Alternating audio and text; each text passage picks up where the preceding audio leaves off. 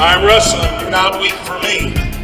Celebrate what I am. Celebrate what I have been. Celebrate what I represent. And celebrate the many ways I have impacted your life. I will survive this test as I have survived others. I am forever etched into the very fiber of all mankind. The world needs me. Time is on my side. History guarantees me. I am wrestling. Do not wait for me. What's up, everybody? Welcome to episode 25 of the T-Row and Funky Show. This is your host, Ben Askren. As always, with my main man, Tommy Rowlands. Tommy, what's up, my man? How you doing? I'm good. Hey, I was just feeling kind of thankful when I was worked out. I was driving home, hopped in the shower quick before we hopped on this podcast, and used my defense soap in the shower. And, this is a shameless plug for our sponsor, but, I'm thankful for that sponsor because there's not a lot of wrestling programming out there. I listen to about every podcast there is on wrestling. There's only a handful that really cover it. And, when you and I were talking probably last September, it said, hey, I want to do a podcast. You said, I want to do a podcast. I said, I want to do a podcast. And let's say we should do a podcast together. And then right.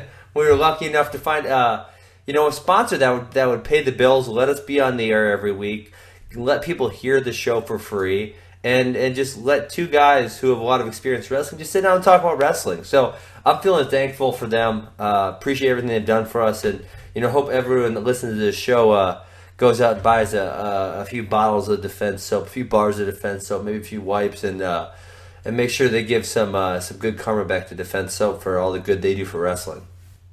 Yeah, brother. Hey, I don't want to echo the sentiments too much, but I completely agree with you. Guy Seiko has built a great business in the wrestling community. He's, an entrepreneur within the wrestling community, and that's always nice to see. You need that. I think you need that type of stuff in our wrestling world. So we are very thankful, as you stated, and I'm pumped up. Nice. And I guess the other big news of the night, which we were just texting, Ted Cruz just threw in the towel. He said, I can't beat the Donald. I'm going to fire myself. You called it, man. You called it. Man, you know what? I saw it, and, I wasn't sure whether I liked Trump, but I just saw that he was giving something the American people wanted. American people right now, you can tell they're kind of sick of the establishment candidates. They're kind of sick of the candidates who pander to every demographic and say exactly what they want to hear. And I think one of the things that I said way back then that holds true today is I think it's refreshing that Donald Trump says something, and then as soon as someone's mad, he doesn't apologize about it. He doesn't say, oh, no, I didn't say that. That's not what I meant. No doubt about it. He sticks by his statements. So he's changed the way that traditional politicians have to interact. When you're on the debate stage with Donald Trump, you cannot do the old school rhetoric. It just doesn't work. You got to get in the game and throw punches with Donald Trump. So that's good stuff. Yeah, exactly. He's kind of totally changed the way the game's played in the Republican Party. It's going to be really interesting. Obviously, Bernie's whooping up on Hillary in Indiana, but it's looking like they're going to give Hillary the nomination. So that, man, I'll tell you what, that's going to be like a professional wrestling show. Hillary versus Donald is going to be, if nothing else, it's going to be entertaining. I mean, no doubt about it. Donald's going to go after. He's going to take off the gloves. It's going to get serious. He's going to be at an all-time high. Oh, for man. Sure. I can't wait. I mean, the most awaited presidential race of our lifetimes, right? That's going to be great. So, okay. So, we're winding down on this wrestling season. We got a few things to still talk about. The junior, not the World Trials, Junior U.S. Open happened last weekend. A lot of good results. I was able to catch a couple matches. We had the Wisconsin State team camp I was helping out at. So I wasn't able to catch all the matches. How much of that were you able to catch, Tommy? I didn't watch any matches, but I followed the results very closely. So I feel like I'm, somewhat caught up on what went down, and, to some extent the usual suspects. But it's nice to see, these guys that are, freshmen or even sophomores in college banging heads with some of the best blue chip recruits that are still in high school. Kind of gives you a taste of how, one or the other's going to do. Yeah, for sure. And so, who are you most impressed by? I mean, what? I mean, like you said, it was a lot of the usual suspects. It was Spencer Lee. It was Dayton Fix. It was Mark Hall. So you're right. It was a lot of the usual suspects. So I guess it could be one of those guys, or it could be someone else. But who impressed you the most out of the field? I would say that Miles Martin coming around at the end of the year, and I know he had some losses during the year, but he had a good freshman year and then capped off by a national title. I would have thought that he would have closed the gap, more than closed the gap. I favored him going into the Valencia match. Yeah. Knowing that he was 0-3 against Valencia. Yeah. And Valencia winning 7-0. It doesn't take away from anything that Miles Martin has done or is doing. He's doing a phenomenal job, but it really anchored in the fact that Zahid Valencia is a force. He made the transition, obviously, from high school to college. Wrestled the national champ, took him out 7-0. That was probably the most impressive result to me. Yeah, I agree. That was impressive because I kind of felt the same way as you. I knew Zahid had his number, but a lot of stuff happens. I mean, I know a guy named Matt Harrington who is from New York. UPenn. He 2-time All-American UPenn, but he had my number, youth wrestling, high school wrestling. I didn't win a damn match against him. I mean, 0-4, 0-5, Right. Somewhere in there. And then, something flipped that redshirt year. I kind of finally had a really close match in the Midlands, and then the next year I beat him, and I never lost to him. So, yeah, you're right. A lot of stuff happens that freshman year. But you're right that Valencia, I mean, he's got to be a contender next year, right? Right off the bat, I would say. Right off the bat, he's top 3 at no matter what weight class he goes. It looks like he could go 74 or 84. I mean, if he's at 74, you got Bo Nickel and either Miles Martin or Bo Jordan, and have we determined for sure that Bo Nickel will be back at 74? Is that a for sure thing? He just doesn't look like an 84-pounder to me. And if memory serves, did he wrestle at the Last Chance qualifier at 74 kilo? No, he was 85 or 86 kilo. Yeah, I don't know. I mean, I think he'll stay down. He didn't look that big to me. Yeah, but the thing for them, obviously, Penn State's obviously not afraid to move guys up in weight. But the thing that I'm looking at, and I think we hit on this before, but obviously two of them are in this tournament right here. So we'll see. Obviously, got Rutherford and Knoll 49-57. They're not going anywhere, right? No, I think they're there forever. I could see Nolf going 65 one day. Well, I mean, okay, either way, you got Mark Hall coming in. You got Vincenzo Joseph, with first and third place at 74 kilo, right? So they both got to find a spot. And then you also got Mason Manville, who's got to find a spot. So, I mean, really, if you got Rutherford and Knoll 49-57, that's 3 very blue chip guys for one weight class if Nickel stays at 74. In saying that, I think you're right. I think that they're going to put Nickel up. Yeah. Who knows, though? But I think that's a good point. It'll be interesting. Who else impressed you at the Junior Nationals? Well, Mark Hull, as always, which, it's almost like he doesn't impress you anymore because you kind of expect it. But that was probably the best bracket. You had Hall, Massa, Vincenzo Joseph, Valencia, Joe Smith. I mean, it was a really legitimately tough bracket. He was impressive. His match versus Vincenzo was close. Like I said, I was able to watch a couple of the matches, not too many. That was a tough match. Obviously, those would be future teammates. So, I thought he was good. I think Logan Massa, I think he got cement mixer was how he got pinned against Mark Hall. I think he's going to be a contender right off the bat. The 65...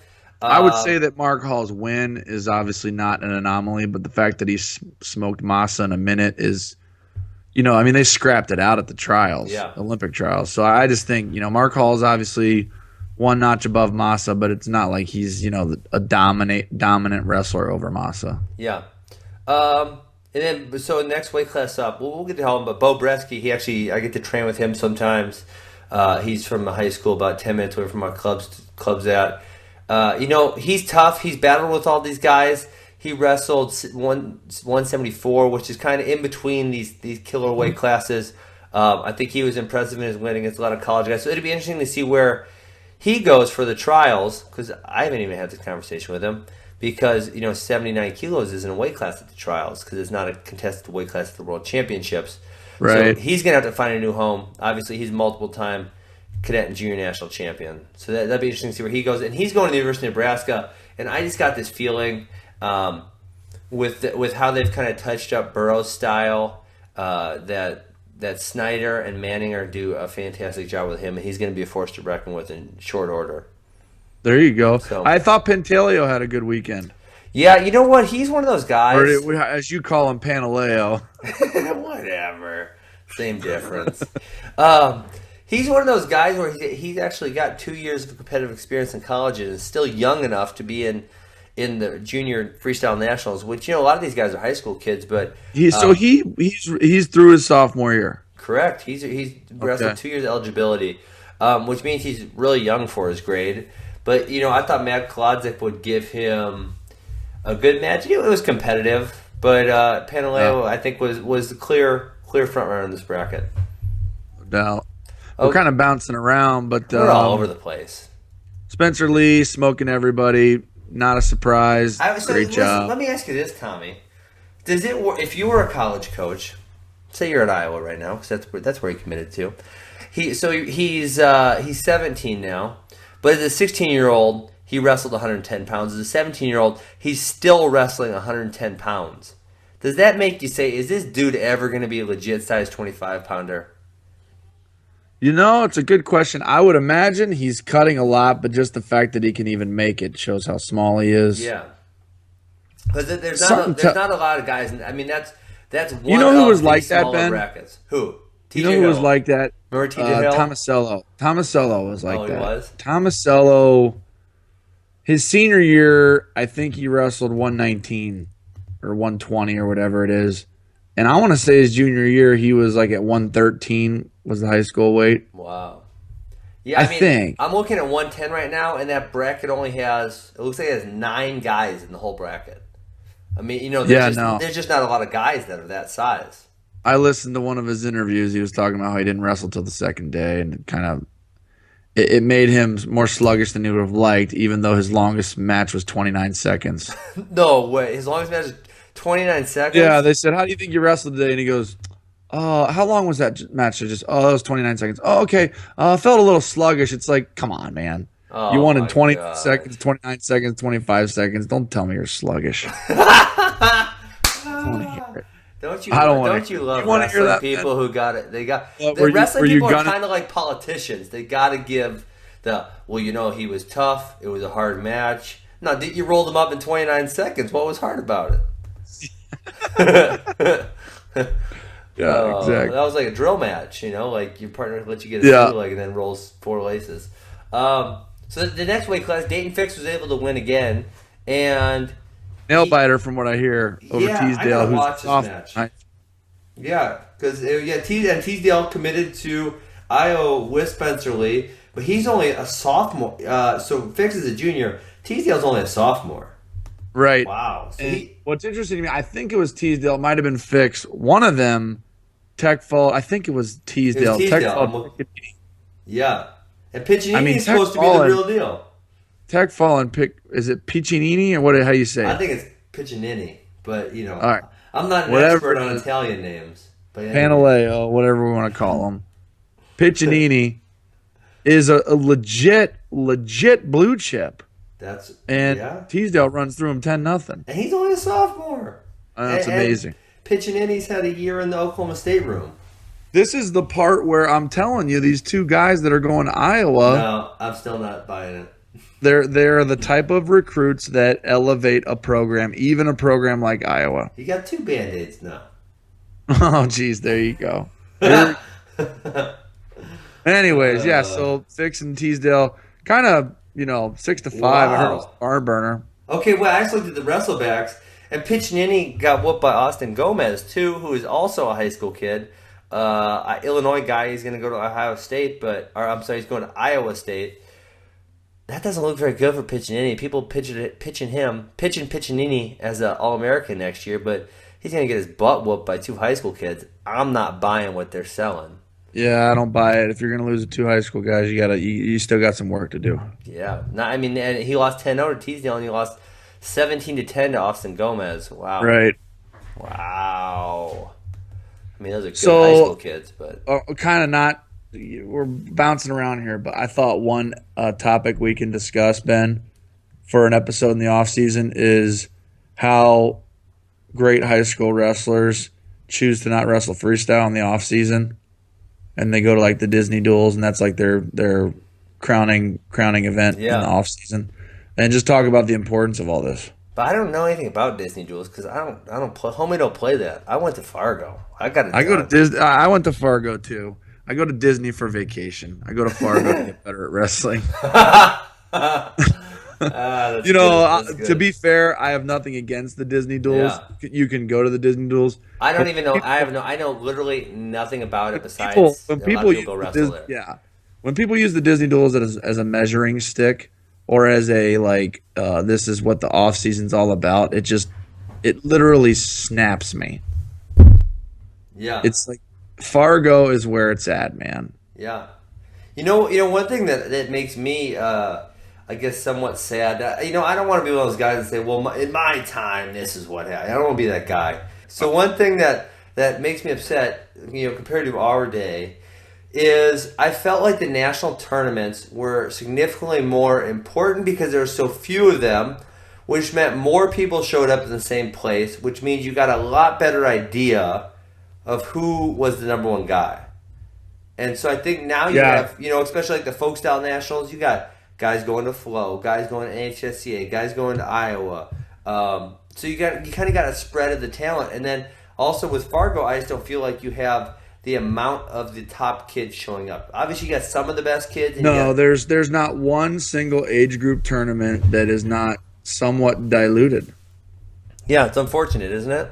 It is. I mean, actually, this junior trial thing is probably one of the more concentrated events of blue chips. But again, we're looking at the top 6 guys in each way. These guys are either already Big 10, Big 12, big time college scholarship guys or blue chip recruits where there is no sifting through and seeing if they're the next big thing. They're all big things.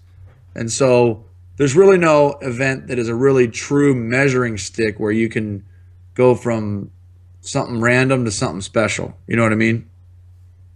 Yeah, I agree, man. Man, the days of old, they just don't make it like they used to, do they? They don't. And what are those guys now? Yeah. Flow Wrestling, which I think Flow Wrestling, not to toot Martin and team's horn, but I feel like Flow Wrestling is arguably the most contributive aspect of the sport in the past 10 years in terms of bringing the wrestling community together and having a way to be connected. But since you can watch all these guys on video, you don't have to send your VHS tape or your DVD to a coach. And there's the measuring stick is almost, in a sick and twisted way, there is none because you can watch all these guys wrestle whenever you want on Flow. Well, yeah, I mean that's a great point. But on the other side of that too is just that there's so many national level tournaments. I mean, and some of these guys, it's almost like they're going. In my opinion, it's over competing. But some of these guys are going to so many things because they have so many options. I mean, Mason Manville would be like one guy. Like that kid is freaking everywhere. Like, I don't know how he goes to school. I don't know how he has time for everything. Like between all of his traveling for tournaments. Yeah. I mean, like for example, one really good one it's not a national tournament, but it's a very tough tournament is Frank Papalizio up in New York runs a Journeyman Classic in the fall, and then he did a freestyle classic where he actually was able to bring in some wrestlers from other countries, and there was great competition there. But to our point, it's not a national tournament. So I think what you're saying with Flow and with all the opportunities kids have to compete, they don't feel the need to go to one tournament. Where I don't know, I know you probably had this thing. In my day, it's like if I go to freaking and this happened to me. If I go to Fargo and I kick some butt, I'm going to get a scholarship. That's exactly how it was. And I remember your junior summer going into your senior 100%. Year of Fargo was the number. It was far and away the most important event of your high school career from a recruiting perspective. Yeah, I mean, my story is that I was getting recruited by nobody. I think Army called me. Brian Smith still alleges he called me before this, but I don't think so. I don't remember it. He says he did. I don't recall it. I remember Army being the only one to call me. And You don't come across as an Army guy, Ben. Yeah, I wouldn't have made it. I wouldn't have made it. So I go up to Fargo and I beat a young cat named Troy Letters. There you go. And after that, my phone was ringing off the hook. So, that was it for us. That was it. It was it. I had a similar situation and got the job done, and the rest is history from a recruiting perspective. But we just don't. Yeah, you've got the Iron Man, the Cheesehead, the 5 counties, the Reno tournament, the Beast of the East. Then these kids, when they do well at these tournaments, they feel less of an obligation to get on the circuit in the off season. Yep. They don't go to the Northeastern Regional or the Western Regional or Fargo or the Junior Duels or the Cadet Duels. They, a lot of them are, playing patty cake and then going to the Disney Duels. Well, you know what? One of them, we're kind of getting off topic, but it's a good topic. It's good. It is a good topic. And what else are we going to? You want to know one thing that annoys me that we're on this topic now is, and it's not Disney Duels, but there's these ones in Virginia Beach, right? And I went to the Junior Duels with Team Wisconsin, where it was all Wisconsin guys, right? Right. But there's some of these teams that I don't even understand how they put them together. Like, I'll have a guy from Iowa call me and be like, "Hey, your 195 pounder is good. Can he wrestle on this team from Illinois?" And I'll be like, whoa, you're from Iowa, calling a guy from Wisconsin to wrestle on a team from Illinois. Like, what? I don't even understand. Like, what sense does that make? Like, on what world does that make any sense? I don't get it. Like, I don't understand what is the point there. Like, Junior Duels is to go prove that your team, state of Wisconsin's good. If there's a club duel, it's to prove that your club's the best. And your coach gets to watch you, and from that you can get better. But just I call them mercenary teams, right? Yep. People are just building these mercenary teams. You want to hear something funny on this mercenary topic? Let's do it. Okay, so we went to this one duel in Iowa this year, and there's this one team. I'm going to give away a team because then it'll give away the kid, right? And this team had some beasts. And this one kid he was an animal, right? This is K through 8, but he's legit. He's good. And so I look at his track profile, right? That's this thing. You can go see someone's track profile. You can see how legit they are. And this kid's legit, right? But it is info bar, Tommy. So you can put your info in there, like a special concert. He writes, "If you want blah blah blah to wrestle on a dual team, call him at this number, email this email address." So they were like pimping him out for mercenary services. On his track profile, I was just shaking my damn head. Wow. So that's us capping off the junior trials. If that's well, there's a few weights we missed. Just the heavyweights. No, we missed 132 was good. I know. Okay, 132. Well, we got 138, 54, but those are non-trials brackets, so I'm okay with skipping those ones. 32, Mitch Mckee makes a statement. He pins Seth Gross in the finals. Obviously, Seth Gross was NCAA qualifier at 141. Right. Yanni, who's a cadet world champion, he lost to Jaden Ironman, Missouri guy, on the front side in a very controversial match, and then comes back to beat him for the third place match. So that was a fun bracket. Mitch Mckee is someone to watch out for. He's been good for a long time. I remember seeing his name everywhere. How old is he now? I believe he's a senior in high school, and he's going to go to the University of Minnesota next year. Yeah, he's a stud. Trained by Jared Lawrence, right? Yeah, Pinnacle. They're a club that's doing it the right way. Some of these clubs we kind of bash on some of this club wrestling stuff, and I run a club, so I shouldn't bash on it too much. But Jared Lawrence, Brandon Paulson, there's a few other guys in the mix up there. They do a great job. And they're pushing out. They're setting the bar high for us other clubs right now because they are pushing out a lot of studs. Gotcha. Really, I've heard this kid's an animal, Mitch Mckee. Yeah, he's tough. And his little brother got whooped by Spencer Lee in the finals. So both brothers make it to the finals. Doesn't turn out so well for Spencer Lee, his opponent, Pat McKee. So, Okay, so we got the last chance qualifier this weekend. Turkey. Molinaro in Turkey. And we get Rich told us, he decided to. Do you agree with that? Head back to the U.S. for like 8 or 9 days, and then go back to Europe. I would have stayed. I would have stayed too. No way I would have came. I mean, because we're talking Mongolia to Turkey. You're probably talking a 6-hour flight. It's not far. I mean, Mongolia home. Rich said it took 53 hours, right? Obviously, and you don't know what's going to happen in travel, but you're thinking. it's what 12 days between competition, but then your travel home is going to be at least a day, right? Yep. And then your travel there is going to be a whole day. Yeah, I wouldn't have done it. You got to go 2 or 3 days early, right? Because you can't chance anything, and you got to cut weight. So I mean, you're really talking. You're coming back for at the end of it 6-7 days. No way, I'm coming home. No doubt. But the Greco guys all stayed over there. So we have 3 Greco guys. Jesse Thilke, who's also a Wisconsin native. He's got to qualify. Joseph Rao, and who's our other one? I don't know. Oh, damn it, Tommy. Make us look bad. Well, I don't know either, so I'm making us look bad too. There you go. Hold on. I can find this. I'm on the mat.com now. 6 trials champs to compete. Right here. Here we go. Okay, so we got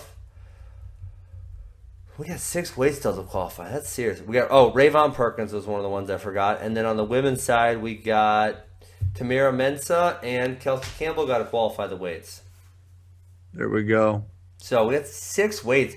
Tommy, I don't remember, and I brought this up to Rich, and he said I missed a few, but I don't think there's been more than one weight that missed qualification in any trials or Olympics that I remember. And I know one I forgot was, I remember in 2004, I believe it was 74 kilo for the Greco side wasn't qualified. And I remember TC Damsel trying to cut down to 145, and he had to go to the hospital because he looked awful. Oh yeah, And I remember that too. He made the 2008 Olympics at 74 kilo, but that weight wasn't qualified that year.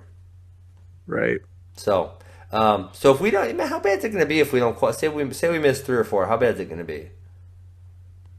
I mean, it's different now. I mean, there's less weights in more countries, but to Rich's point, we have the most resources. We probably have the most robust system out of any country, so it shouldn't be happening. I'm not really sure. I mean, Molinaro's got to qualify the weight. That's just the bottom line. Bottom line.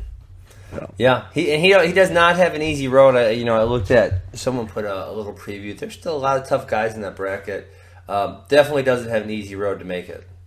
No, not at all. Hey, one thing I was thinking about. I really liked a lot of the stuff Rich, and now we got to see it carried out. We got to see it carried out, right? But some of the stuff Rich was talking about that Lalalovic was talking about not changing the rules. That's great. About going to 10 weights. That's great. Mm-hmm. And you know what? These people on the mat.com, they must be listening to our podcast, Tommy, because they're making threads about what the initials Rich was talking about and the 10 weight no thing. doubt.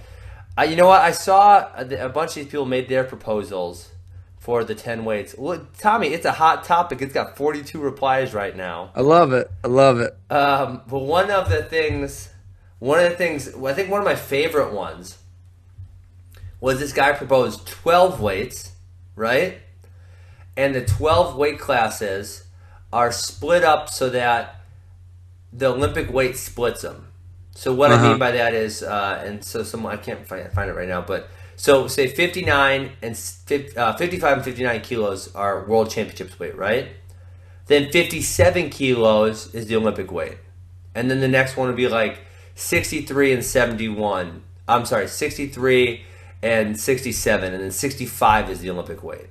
Do you see what I'm saying? Yeah, no, I can dig it. So it's so people in that Olympic gear can choose to go up or down, and it's only 2 kilograms, which isn't a huge stretch. Yeah, I like it. I mean, it's not bad. What do you think? What was your thought on the 10 weights in the non-Olympic I think gear? what I told Rich is still what I like the most, which is you keep the 2 weights the highest. The 1 weight at the highest. The 1 Olympic weight's the highest. Can't touch that. Yeah. And then and the second highest one too, the 213. So we can't touch those. Then we take the bottom 4 Olympic weights, and we go like plus and minus 5 pounds from those 4 weights to give us 10. Yeah, well, something like that. I can dig that. Sure. I like that. So that's where I'm sticking. What about you? Well, like I said, I think my favorite proposal was that, and I don't know that they're going to allow 12 if they, 8 to 10 is a kind of already a jump there, and then if you go to 12. But I thought that was a great idea where, you split them. And so that way, every fourth year, because I think one of the issues with the 10-6, if you're going to make the, I see their point about making say if there's 6 weights that are Olympic weights and the other 4 are not, making those weights less important. Because we definitely feel, we just talked about that with the junior trials. Right? Those weights that aren't juniors' world weights, they're just not as important, and that's just how it is. So I think that's true, but I think the other thing is, I think people can fluctuate the size of their body, right? And so they want they can atrophy their body, or they can build their body up, right? They need to do in the next weight class. So if you're not adequately separating the weight classes based on the Olympic weight, you don't say if one Olympic weight is 2 kilos over one weight class, but 5 kilos under the next one, right? Right. Well, it makes the one that 5 kilos over fairly insignificant, because 11 pounds is a huge difference, and it's going to be hard for someone who's going 11 pounds down in 1 year, right? So I think that would be. I don't want to get confusing, but I think you got to have weight classes that are fairly close, because, like you said, people can't change their body size in a year, and people will focus on the Olympic weights. That is no matter true. What. So I think that's important, but I think that's good. I think obviously having 10 weights at World Championships would be much better for. Heck yeah. For everybody. Just more heroes, more marketable assets for the sport, on top of just, just 6 weights is brutal. I mean, it just doesn't cover all of the human physical builds across the world. You know what I mean? Evenly. Yeah, 100%. You know what I saw someone else put, which I thought was a clever idea? So you know that they only give us a certain amount of medals, right? Yeah. So right now we have the 2 bronzes. So we have 6 weight classes with four medals, because we have 2 bronzes, which is 24 medals. Would the IOC let us go to 8 weight classes with 3 medals? So we have a legitimate bronze. That would be fine with me, and I think nobody else would argue that either. Right? So I don't know why we can't do it. We should ask Rich straight up why we have a goofy bracketing system and why we have 2 bronze medals. See if he will answer us. I think that they do it to find ways to get obscure random recognition. That's where I was going to go with it too. Sorry, did I steal your thunder? No, you hit it right in the head. I mean, I think if we're both thinking the same thing, then we're probably right. Probably right. I mean, when we say stuff, we're probably right. So, hey, Tommy, let's go to this. I don't know if you got a computer by you, so why don't you pull it up? But so one of the things we thought we wanted to do, it's the off season. Obviously, we'll bring guests on and talk to them about fun stuff, but we wanted to take a rewind and go back to one of the old NCAA tournaments, just talk about it like it just happened last weekend. And so for the first one, we are going to go back to the 2003 NCAA Wrestling Championships, which, Tommy, as I kind of told you, that was the first one that I ever attended. And it was in Kansas City, in Kemper Arena, which is a terrible representation of Kansas City. Kansas City has gotten so much cooler since then. It really has. But it was the first one I attended, and, I was able to become Missouri's first ever national champion. But that year, we thought we were going to have Scott Barker win the NCAA title, and lo and behold, he didn't do it. He whooped Jake Rothschild 2 weeks before at the NCAA championship, or the Big 12 championships, which is in Columbia, Missouri. Beat him down. I think it was 10-1. Loses to him 13-5 in the NCAA finals, and so Missouri does not get its first national champion, which opens the door for me to go win a title a couple years later. There you go. But obviously, the story that weekend, I don't know if you remember it, was Oklahoma State whooped everybody. I hated Oklahoma State today. I mean, it wasn't the year they had 5 champs, but yeah. That was the next year. Or this is 2 years later. No, 2 years later. Yeah, 2 years later. Okay, so let's go. You ready to do this or what? This man. Fun. 2003, Okie State were the champs. Minnesota, a clear second.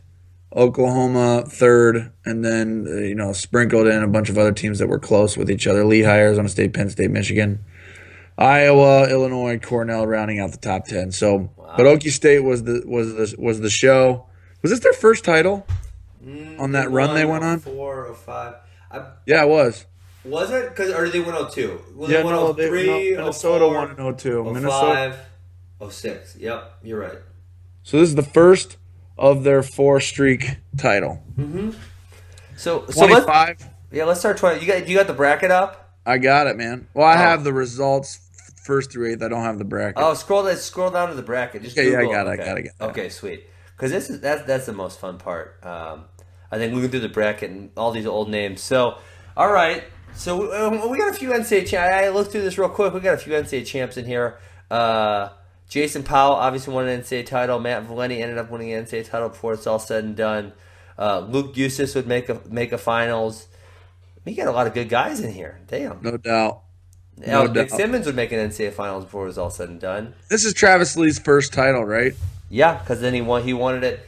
I believe he beat Chris Fleeger in the finals again 2 years later.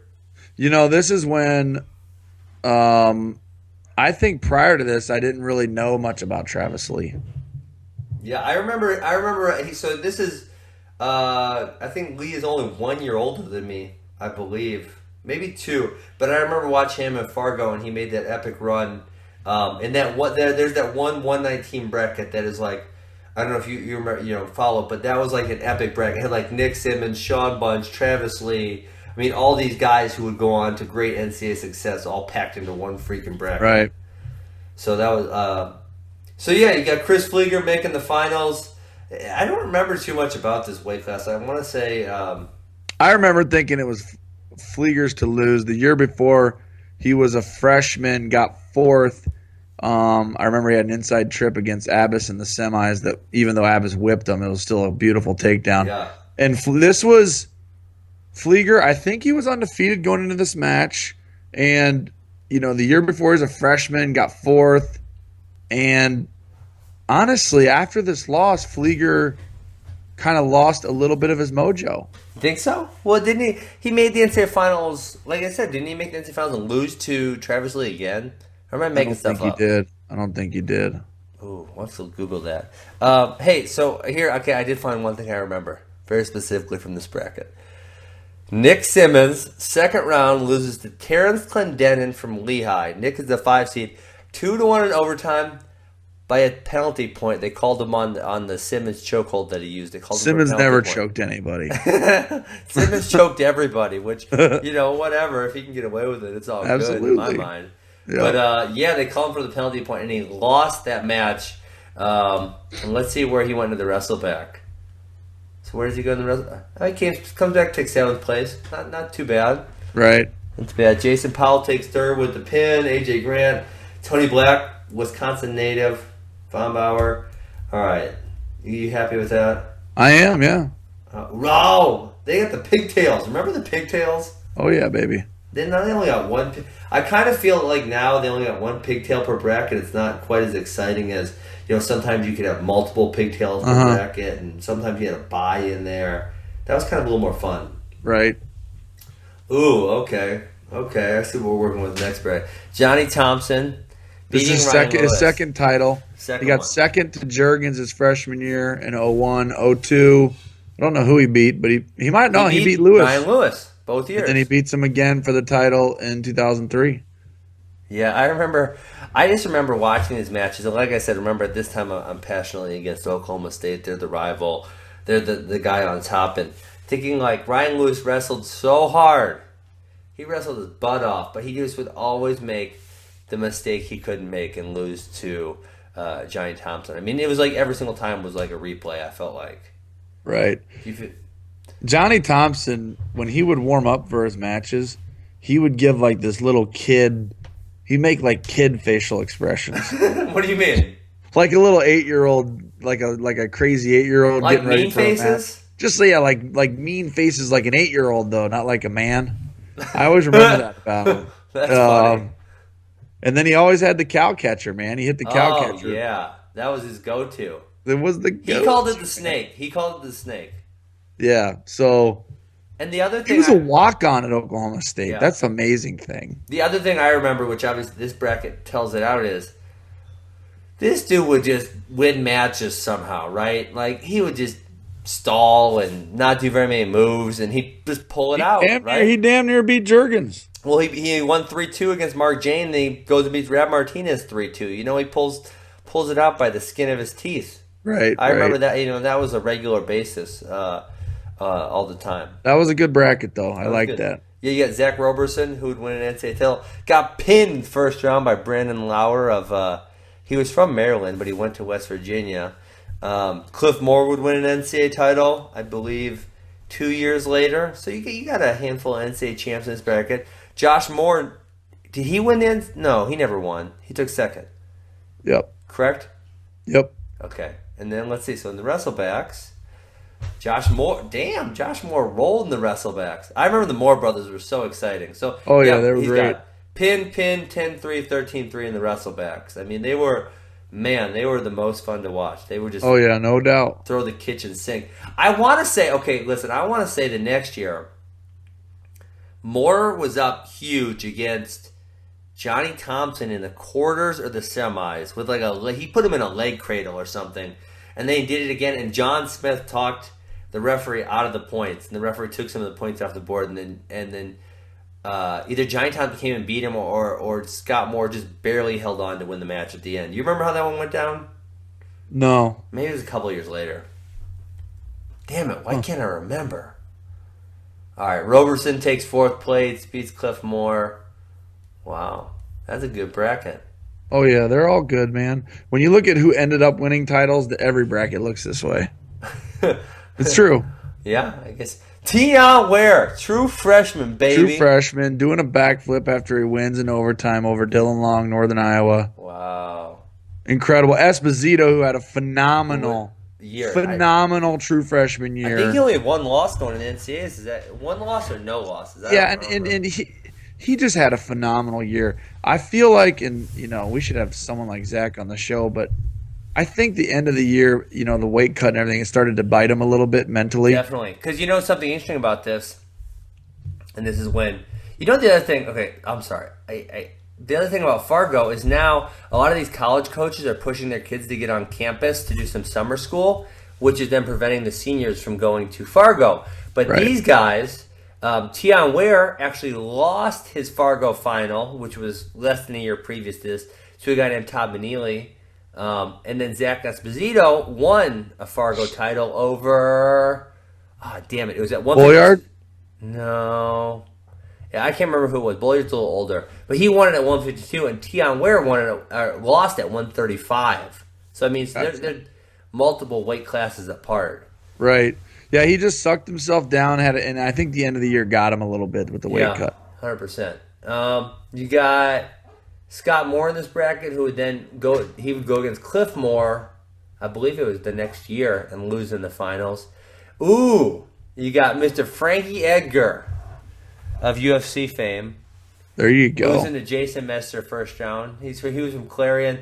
Let's see how he came back on the backside. Who else? Is there anyone else in here in this bracket we want to talk about? You got Clark Forward, one of my good friends and my financial advisor. Is he really? Yeah. But he's a Michigan guy. I thought you didn't talk to those guys. Oh, he and I grew up together. We go way back. I damn near went to Michigan, believe it or not. Oh, my God, Tommy. Oh, wait, okay. Well, you got Aaron Holker's in this bracket. You want to hear an Aaron Holker story?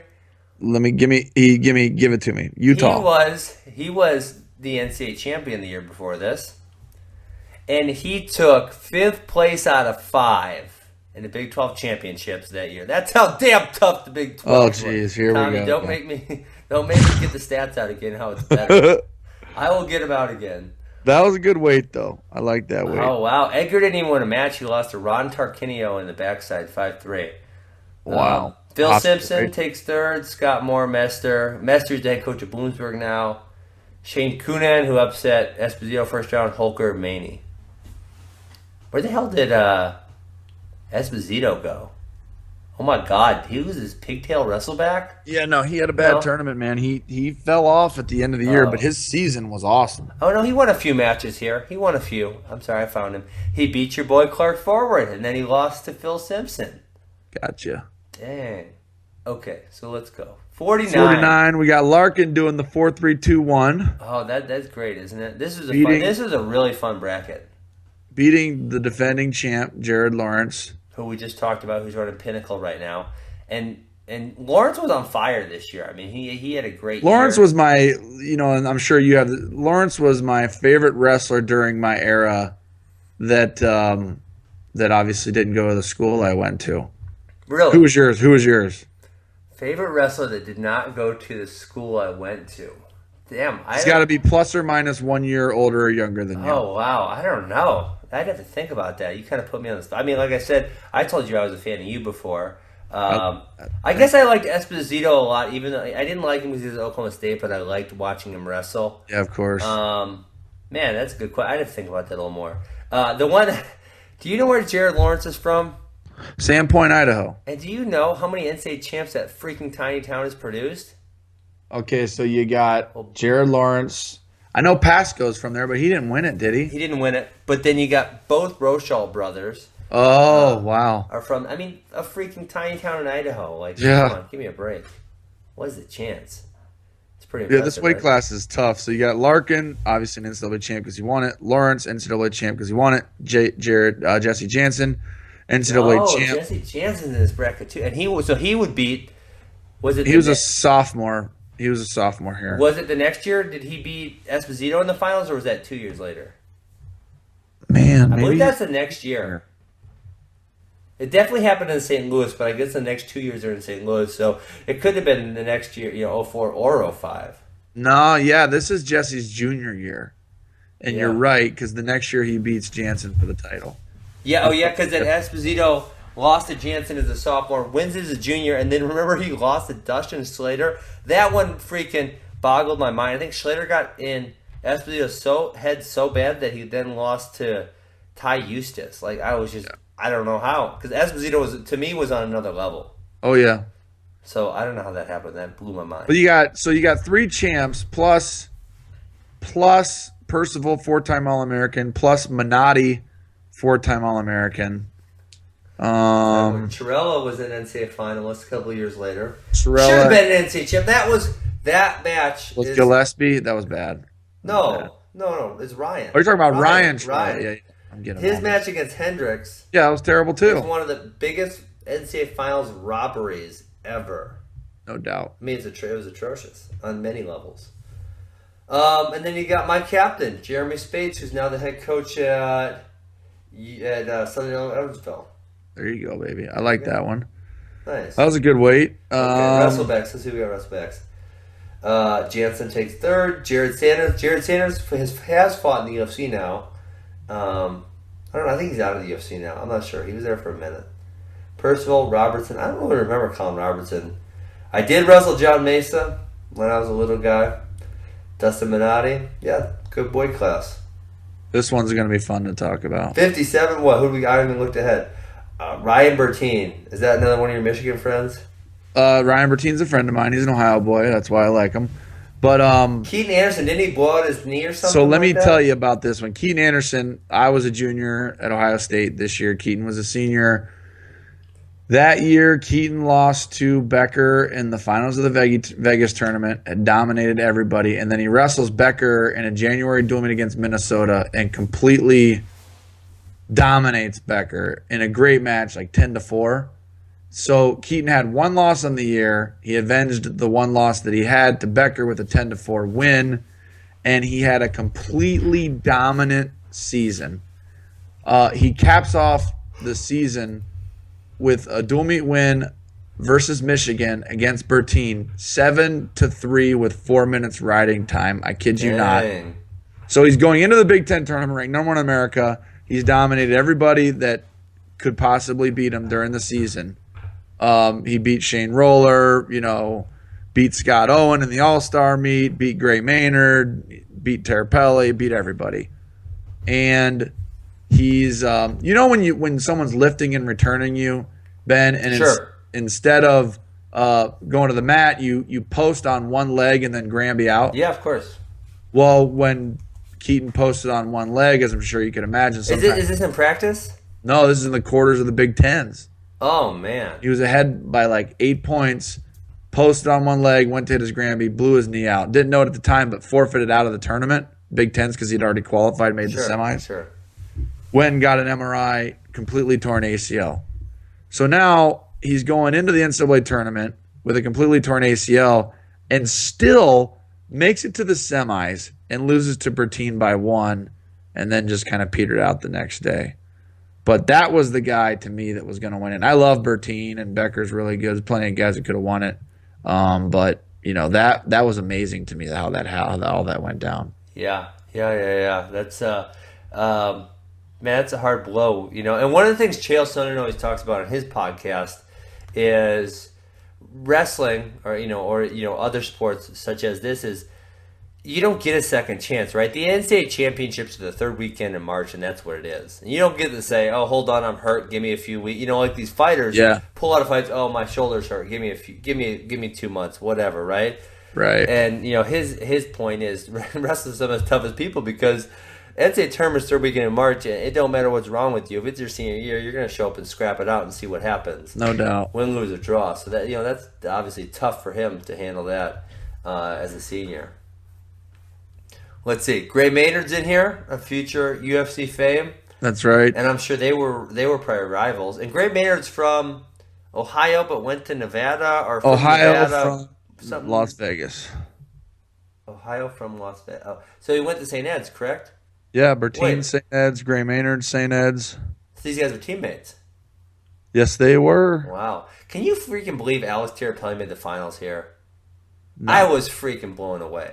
No, I couldn't believe it. You couldn't believe it, could you? But he took out Becker.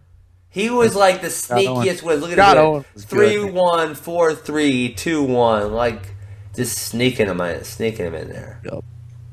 I couldn't believe it. And then I don't think he never made the NCAA finals again, correct? No, he never did. Never made it again. Wow. That's crazy. Okay, let's go next. Wait, we gotta go to wrestlebacks. What happened to the freaking wrestlebacks? Shane Roller rolled everybody up. Got 3 pins. Yep. Pin Matt. Oh, Matt Gentry's NCAA champ. We didn't even talk about him. I didn't even see him on the front side. I didn't see him either. Oh, he lost to Keaton Anderson first round. Can't even beat a guy with one leg. Oh, man. Okay, let's go. Joe Johnson would make the NCAA finals. 2 years after this? Yeah, I think so. Mm-hmm. Oh, we got some... Man, Gentry even had a pigtail match. Look at all these pigtail matches. Damn. Jeez.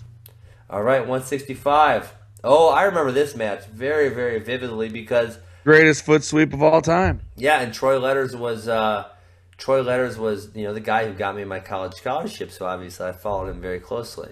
Mm-hmm. There you go, baby. Yeah, so Troy Letters, the greatest foot sweep. Lewis, though. The loudest I've ever heard in an arena at the NCAA tournament. The loudest I've ever heard in an arena at the NCAA tournament is when Letters beat Lewis. You think so?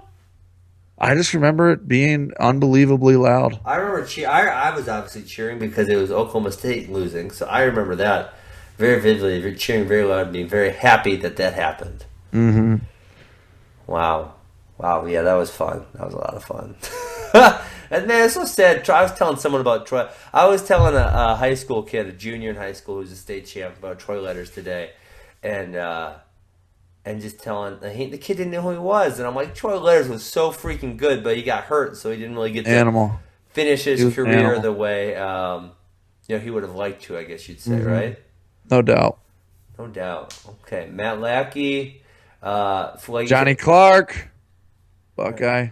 Where's he? Oh, right down there at the 60. He lost to Tyrone Lewis, though.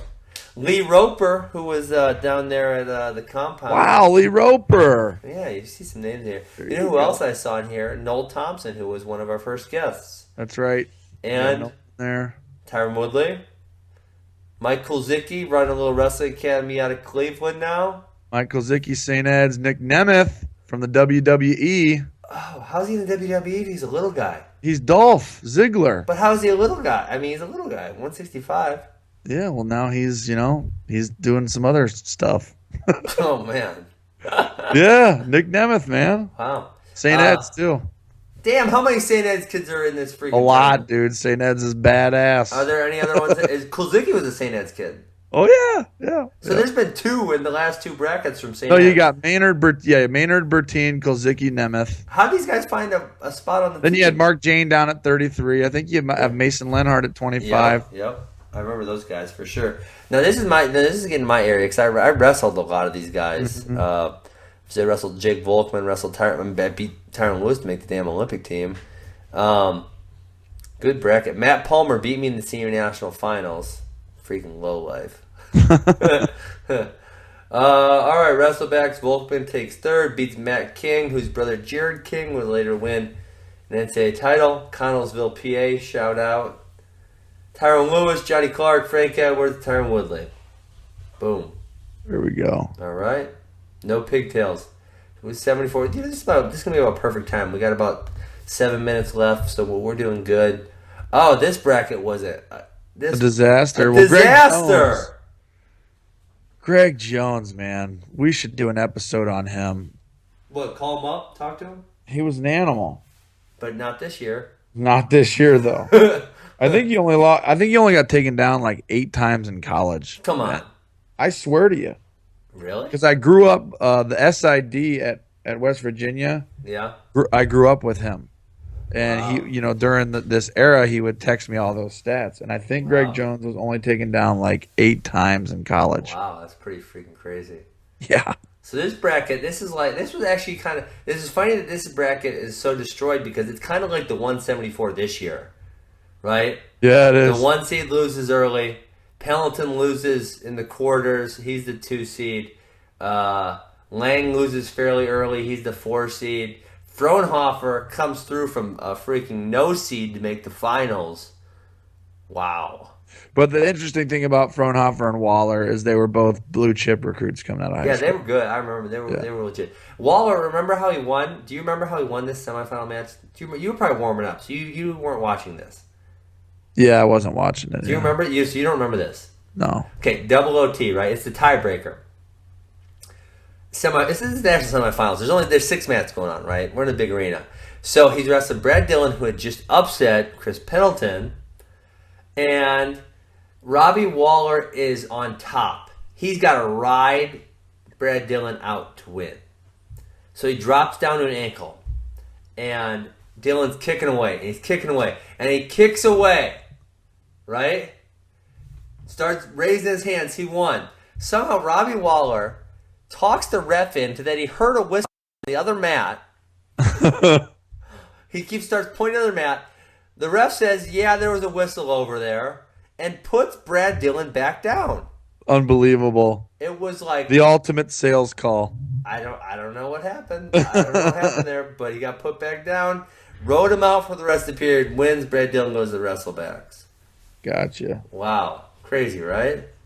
Crazy. I mean, that was wild. And then Waller beats Fraunhofer. And I had actually beaten Robbie Waller that year. I'd beaten him and lost to him as a red shirt. Well, that's good. That's good to build on going into your freshman year. Yeah, and then I had Eric Cowan. He beat me 3 times that year. He was a pain in my butt. Chris Pendleton obviously was my ultimate pain in the butt nemesis. And then Ryan Lang is he a St. Ed's guy? No, he's a Cleveland kid though. He's the only other guy to ever beat me in college. So this bracket's got a lot of good and bad for me. Rashad Evans is in here, and he beats Greg Jones in the Wrestleback. Is that correct? I think so, yeah. And then Shane Webster would also win an NCAA title, I believe, 1 year later, 184. Gotcha. Boom, boom. All right, 84. We're rolling now. We're by the big boys. Pendleton takes 3rd place, 17-4 win. Oh my gosh, Tommy, how'd you miss this one? Blake Kaplan got pinned by Carl Fraunhofer. That's your boy. I know. I didn't want to bring it up. Got pinned by Blake Kaplan in the pigtails. The year before, he got pinned by Papalizio, who's the coach at NC State now. I told you I got pinned by Papalizio in a headlock. Dude, he's pinning everyone. 2003, that son of a gun. All right. Well, we got Jake Rothschild coming through. I already talked about this Coming one. through as a freshman. Scott Barker. Freshman. Damn. Yeah. Barker beats Jesmyn Smith fairly convincingly. Beat Mark Becks in a super tight match in the quarters. Mark Becks, Mentor Lake Catholic, Cleveland. Oh, There's Ohio everywhere. Is he a St. Ed's? Who's St. Ed's? Ben Whistle. Is he a St. Ed's guy? St. Ed's, we might have Rovat in here. No, I don't think he's in this bracket, is he? Yeah, because he never redshirted, so he's already graduated. He's done. See ya, Rovat. You're too old. Greg Parker, Princeton made the NCAA finals and lost to Greg Jones the year before this. Josh Lambert Well, he would make the NCAA finals the year before this also. And got pinned after he was smoking out Rob Rowan, so that was tough for him. Oh, brutal. Just brutal. Yeah. Alex Clemson coaching he was a true freshman coaching at Missouri now. Nice. Gerald Harris would make the UFC. Wow, we got some fighters in these brackets. Sure Jordan do. Holm, Greco World Team members in here. Yeah, I see that too. Jeez. All right, 97. We're getting up to your territory. Lambert would beat Jessamine Smith.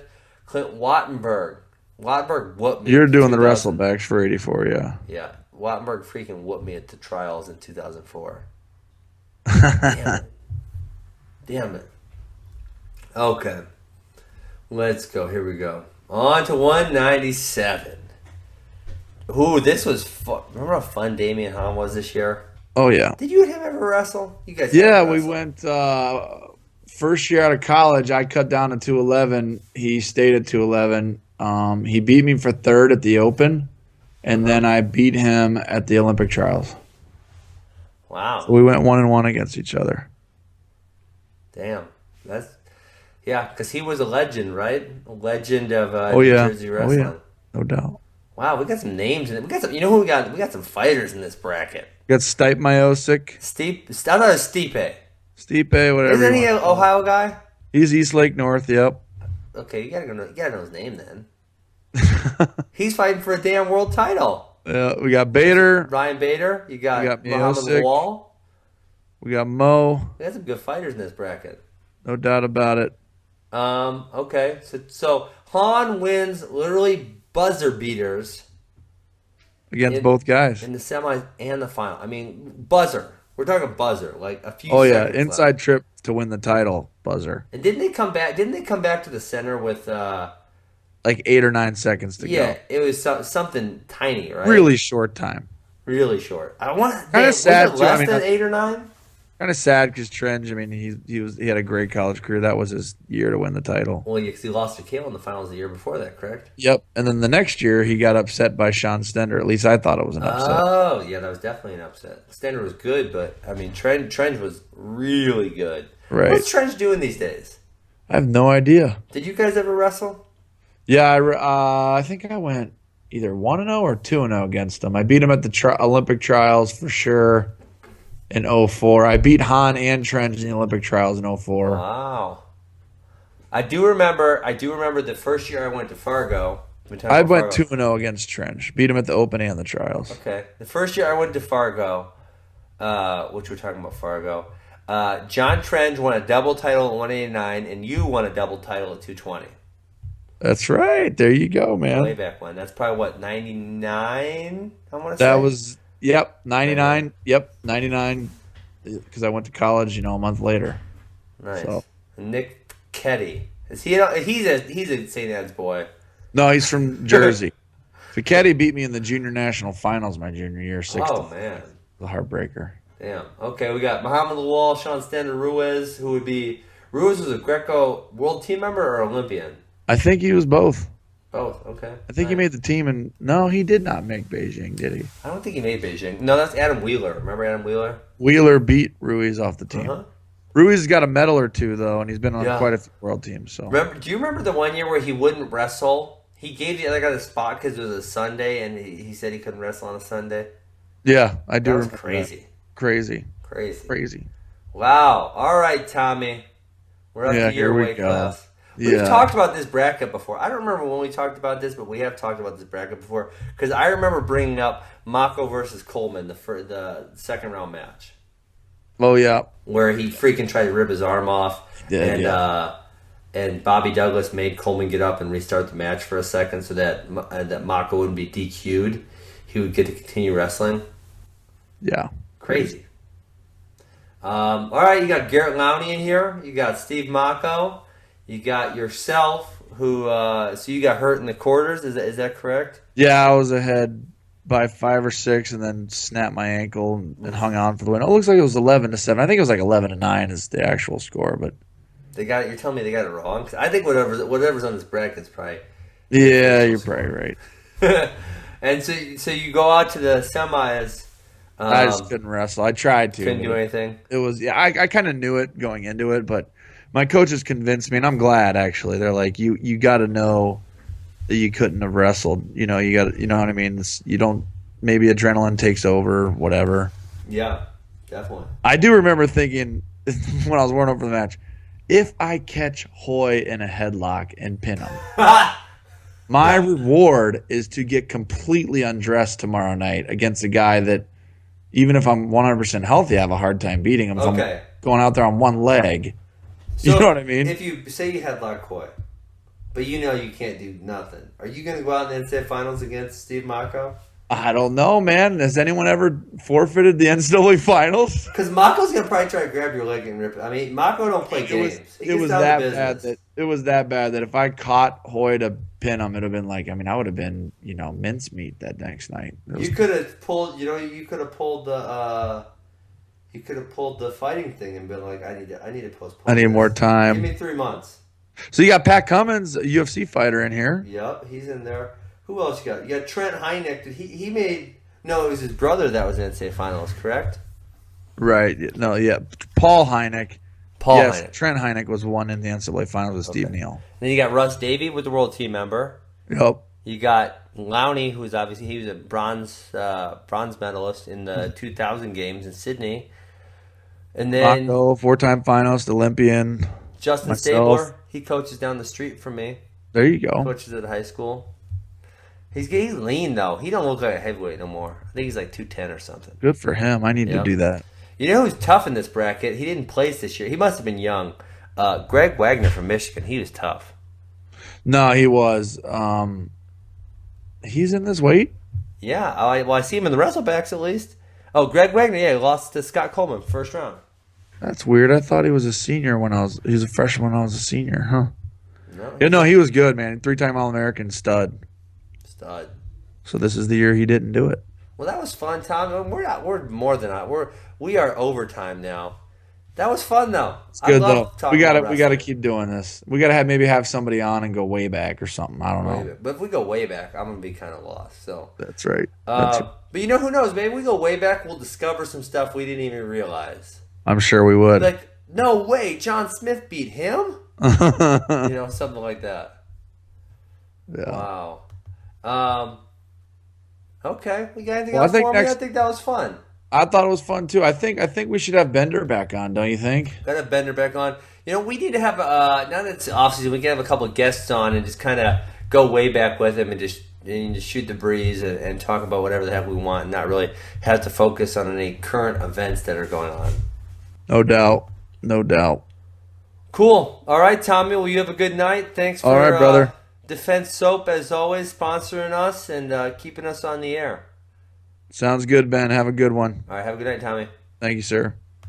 You are listening to the T-Row and Funky Show, brought to you by Defense Soap. Defend what you have built. Brought to you by All Force Nutrition, a wrestling company with products for wrestlers, by wrestlers. They sponsor a plethora of senior level athletes, including David Taylor, John Rear, Dustin Schlater, Zach Sanders, and their products are delicious. I've had their post-workout. I've had their pre-workout. I'm even getting old, so I'm taking some of the joint pills. Log on to allforcenutrition.com and get some of your products today.